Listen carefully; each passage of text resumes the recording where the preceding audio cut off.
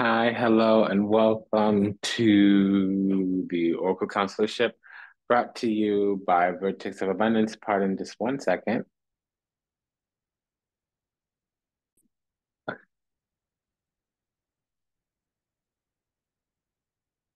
Uh, okay, so we're back. The cat is getting needy. She won't leave us alone. Okay, so listen, this is the Oracle Councilorship. Have some energy here. I just did a reading. It was clear to me that we were going through some kind of healing. There was some kind of strength, courage, and wisdom we had about us now. That's an emotional fortitude and a type of emotional maturity. And um, it's almost as if like we wised up in some kind of way, or we're going through some kind of cycle of maturation, like a self-initiation, if you would, a spiritual graduation, if you would. So let's see what's going on. I'll keep shuffling, but I do have the first kind of layer. One thing that is clear to me is that we have this entry into the soul group, or we're hanging around the soul group, but we have this kind of insight, knowledge, or this gift ability.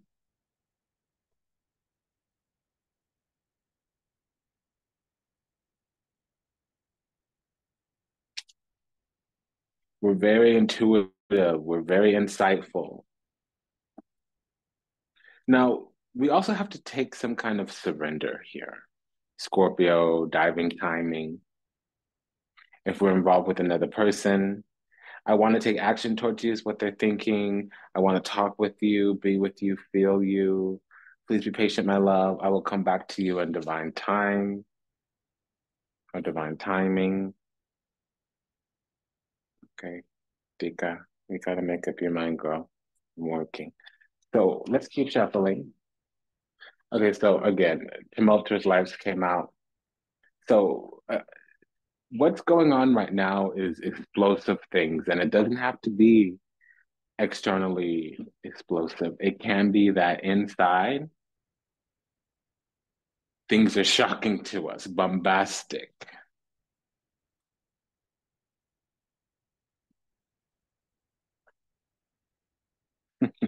Come on, honey. I need you to calm down. Okay. Thank you. It can be that things are shocking, like I said, bombastic, shell shocking to us.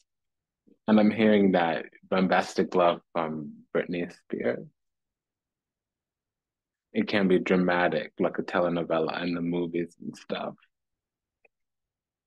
Because there is this eternal love. It has cosmic love, divine, diving, timing, tumultuous lives, family ties. So the people that we're connected to, we've been their mother, their daughter, their sister, their friend, their child, their lover, their brother, their priest, their teacher, their pet, their neighbor. We've been something to them in every lifetime. Okay. And we might not know the exact we might not know the exact thing that we are, but we've gone to knowledge on it. We've gone to school on it. And if we ever come across a question we don't know the answer to, even if it's spiritual, even if it's occult, we'll be looking at charts, we'll be looking at cards, we'll be looking, you know what I mean? So there is something here. Okay, Dika, I know you wanna, baby. It's okay, honey. You gotta go.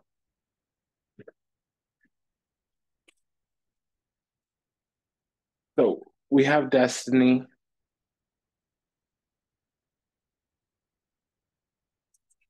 with family ties.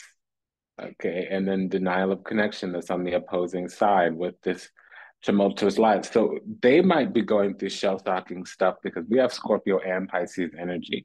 So like I said, we are very intuitive, resourceful, passionate, intuitive, creative, empathetic, kind. Okay.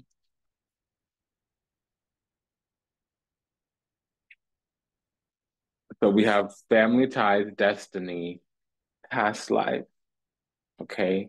So this was bound to happen. I'm detecting that we were always going to be in a catalytic relationship. that whomever we came across, it was just gonna awaken us. So a lot of times we're left alone. We're left isolating because these people we came across, they were just an activation moment, an activation point.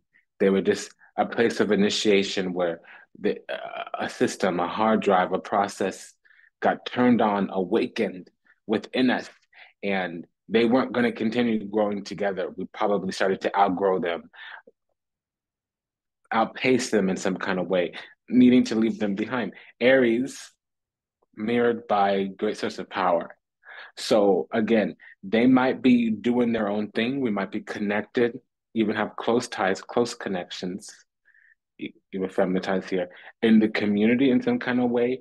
We may be making moves parallel and separate, but alongside these people. Okay.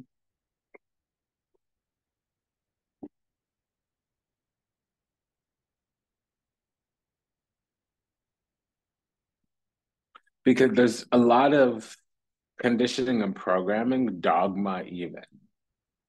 It's easy to mistake, misjudge, mislabel, misperceive, mistreat, even misuse these people with family ties and gluttonous gossip.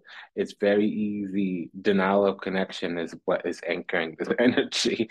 So it's very easy to go against the cosmic love and great source of power. It's very easy to go in a way that doesn't align, that doesn't harness, that doesn't harmonize. It says here, unable to control and or has an overwhelming need to shame or mislead, even like sharing false information. And sometimes we like overindulge or over assume like any narrative, even a personal narrative of our own that may not be true. So we may be believing things that are unsubstantiated, maybe false. We may participate in gossip, or we may be quick to believe things that are bad about another person and slow to believe things that are good. Very much with gluttonous gossip. If we are gossiping, this other person is, if we are in a connection with somebody and it's intimate, the other person is being idiota, like I said. They're treating the connection like it's trivial, but look, it's these are all clarifying cards right now, but it's destiny. It's clarifying destiny. So, yeah, we definitely have a past life connection with this, and one of us is aware.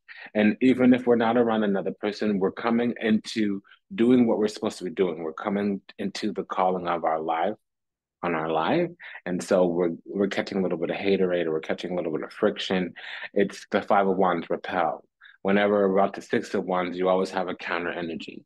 For instance, if you're about to do the Seven of Wands energy, the Four of Wands would come up. If you're about to do the Nine of Wands energy, the Two of Wands would come up. So we're about to do the Six of Wands. Therefore, the Five of Wands will come up. What is Five of Wands? It's the, basic beta Bichiku, BITCH. It's the bottom of the barrel, it's the uh, basic Becky. It's the, you know, uh, jealous hater, the policers, the tone policers, the people that police the basic. They don't want you to go out and do extra and be ordinary. They don't want you to have a sacred union with divine spirit, to be alive and in charge, awaken to your higher self, your true nature and authentic purpose. They want you to be stuck on stupid because they want to pump you up as the frenemy, as the fake, as the phony, as the fictitious friend. You know, whenever you be authentic in something that they can't replicate, duplicate, they're going to shame you, really, because of deceit. They're two-faced, this other person. They're power hungry, and it's in a collective. Okay, so it's not always another person. If there's no enemy per se right in front of us, openly Five of Swords warfare, then it's a Seven of Swords hidden enemy, and it might be collective Eight of Cups, Five of Cups. It might be the collective embittered and miserly people. They're stuck on stupid people that they might even mean well, but they're never going to do well. We might be taking medical advice from our mechanic. We might be taking life advice from somebody that's going to be dead in a year. We might be taking spiritual advice from somebody that has their soul in the ditch. Okay. So, you know, it's like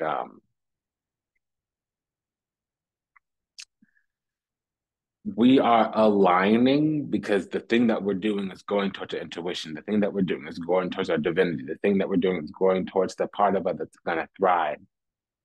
And these other people, they keep looking outside of themselves for things, for answers. And we are easily confronting the things alive in us that are scary that they are running from, projecting onto us even, is what I'm getting. Because there's deceit here. So they're two-faced, really, is what I'm getting. And I'm hearing smiling faces, which means these people mean harm. And so we're going to have to check on this energy because there's a lot here. So yeah, we trigger other people and our words are like shots fired. So that's the thing. We're not matched with our energy in terms of person, place, or thing. The environment surrounding location doesn't match our vibe, our energy, our frequency, our vibration. Um, because the truth is an insult to a fool and counsel to the wise. So if we're speaking and it's like shots fired to the people around us, it means we're surrounded by idiotas, morenicas, like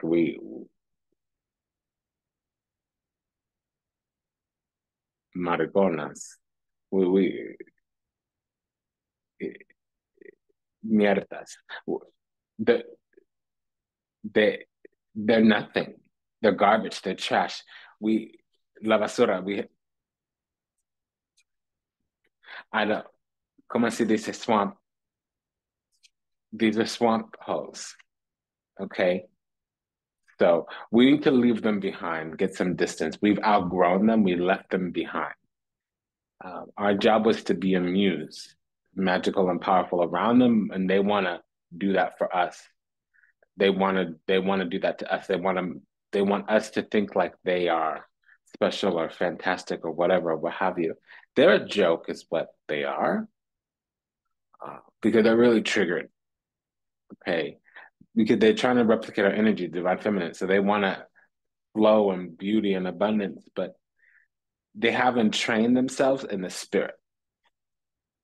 They've only trained themselves in the physical because they're operating under very material things, mainly judgment, and they're not super materialistic, but they're ego driven still all the same. And they can't understand the true nature of anything. They can only see it for the superficial surface level. So that's what we're up against right now. We might have another round. But again, we keep having something kind of like attack our beauty, our self-worth and value, our innate wisdom. Something here really is anti us having an easy, blissful life. They want to see us, first of all, struggle, toil and trouble and labor. They want to see us lose our beauty, our abundance, our wealth, even like our social status, our claim, our prestige. They're jealous. They think things come too easily to us, but they don't understand how we deserve the blessings. We've had to go through blessings. Don't come to people who haven't that don't have a testament. And if it does come to people who don't have a testament, it's of another principality and it will fall eventually. Especially when there's a coming of age, like a changing of the times, like there is right now, like the Kali has fallen, where, we've left Pisces entered fully into Aquarius. We have a whole nother generation. Whenever Neptune enters a new sign, or starts doing major aspects over a long period of time, like hundreds of years, or um, like a retrograde happens in like the bigger planets, mainly Pluto, Neptune, Uranus. Certain types of generational triggers go off. And we have that right now, and I'm dealing with the star card and the five of swords in my hand and triggered with diving timing here. So, and I have a timing, the seas of time card. So like I'm just getting like a generational shift, a sea change, like a tide a tidal shift, like a massive shift in the collective. And this is what I'm getting. So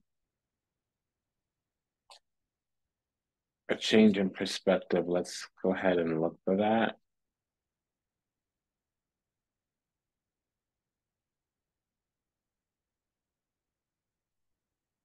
Okay.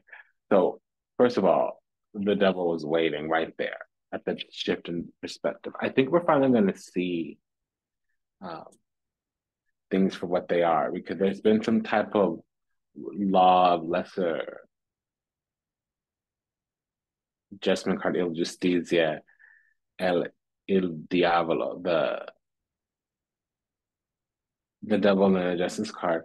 We gave a hint with that Knight of Wands. We gave a hint to some rule of lesser magic, and they moved into some kind of virtue or right that we have. Yeah, again, that Five of Wands we were talking about. Um, they're harnessing our energy in some kind of way. We've been tied into something, giving energetically as a collective we don't need to be doing anymore.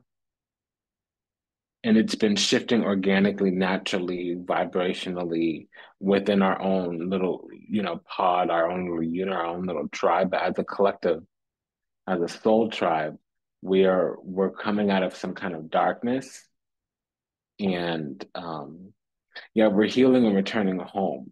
And we want more just on the soul level. Our drive, desires, passions, motivations, we're feeling ambitious, we're feeling bold. Page of Wands, Six of Cups.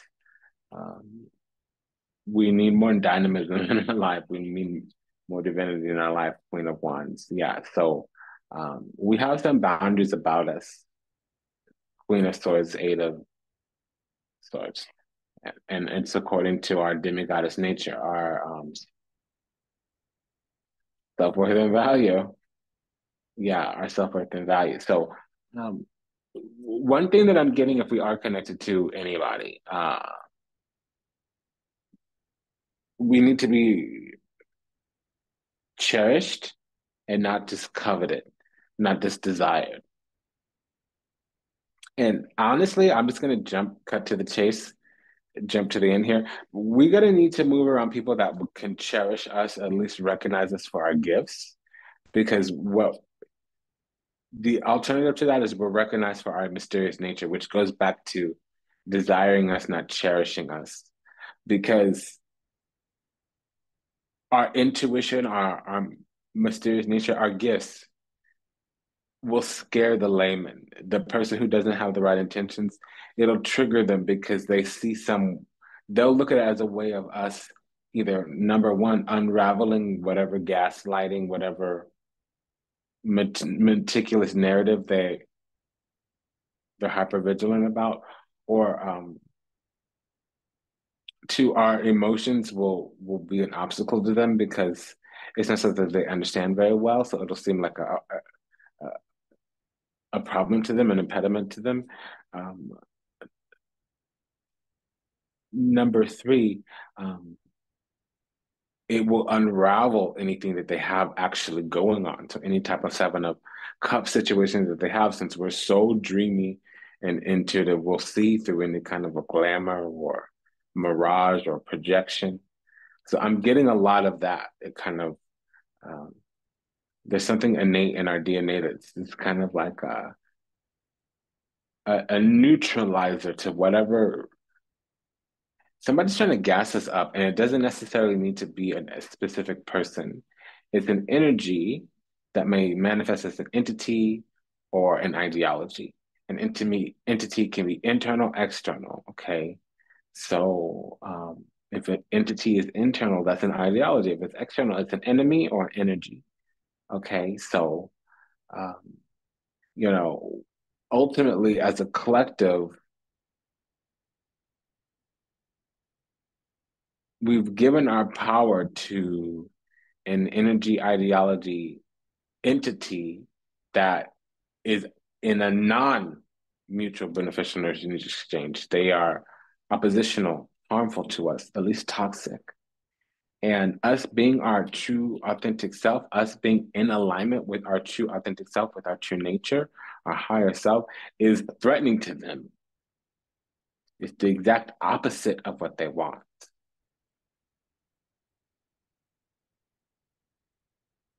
Okay, so we really just need to go to the devil. I'm sorry. Uh,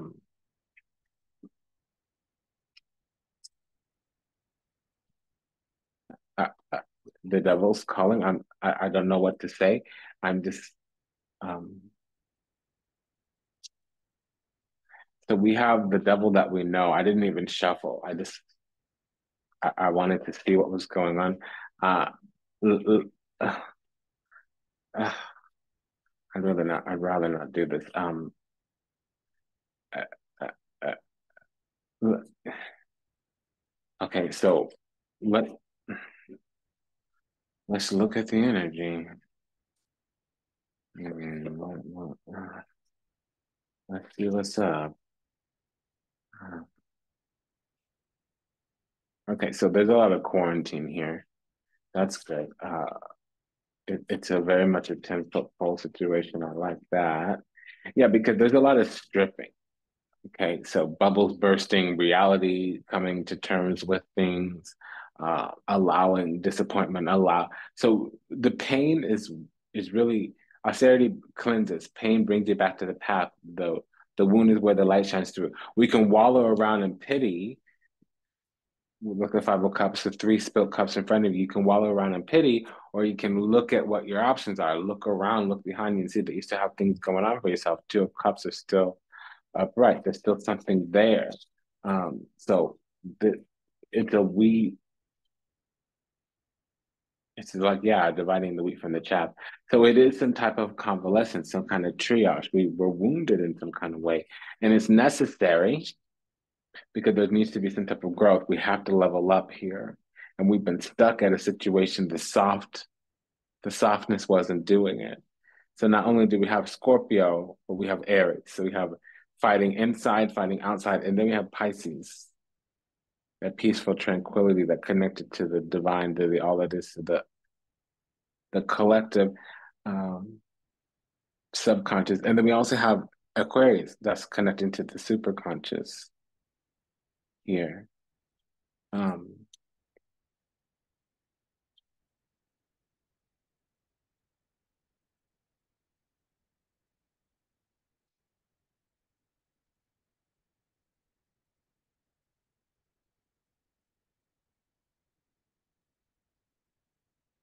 okay, so the devil went away because that's gross. Okay. Yeah, so that Page of Wands came back. That's just something to note. The Page of Wands has come back. So there is this desiring of drives, desires, passions, motivations. We're feeling bold. We're feeling alive, embodied, conscious, awake, and we do feel like we can come out of hiding, or like the healing was good. We feel better after some kind of pain. We've moved to a deeper phase of the grief stages. So we're out of the depression. We're out of the anger. We're out of the bargaining. We might be in the acceptance. We might be, you know,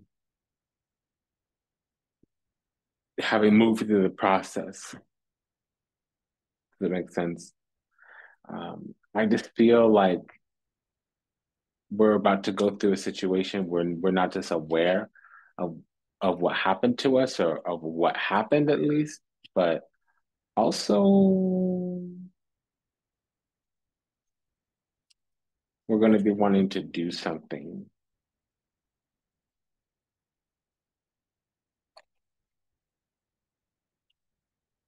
We're going to be wanting to like move out of grief into mourning, meaning putting our life together with this loss. The after, there's always the before and the after.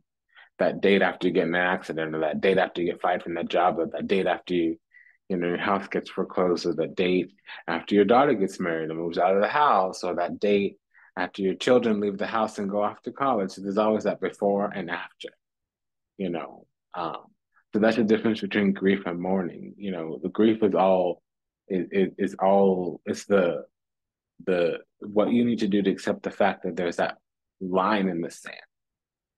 And mourning is everything you do on that other side of the line when you acknowledge that line in the sand. That's where we are. We're moving to the other side of the line. I think right now we are defining what that line is, or we're recognizing that line in the sand. A week from now, a month from now, we're not going to be worried about, oh, this wound happened. I had this trauma. We're not going to be sitting in grief. We're going to be moving on into the acceptance, which means we're mourning. We're putting our life back together after that line has been drawn in the sand. We've recognized that line in the sand. We've acknowledged that line in the sand, and we're moved on after.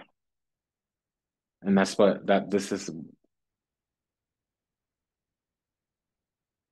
It's not about picking up the pieces.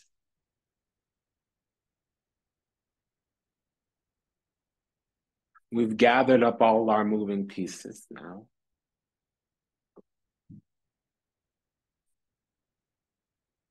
It's been an honor and a pleasure to serve you. Thank you for allowing me the privilege to do so. If anything I said resonated deeply with you, go ahead and like, comment, share, subscribe, leave a review, book a session, send a donation.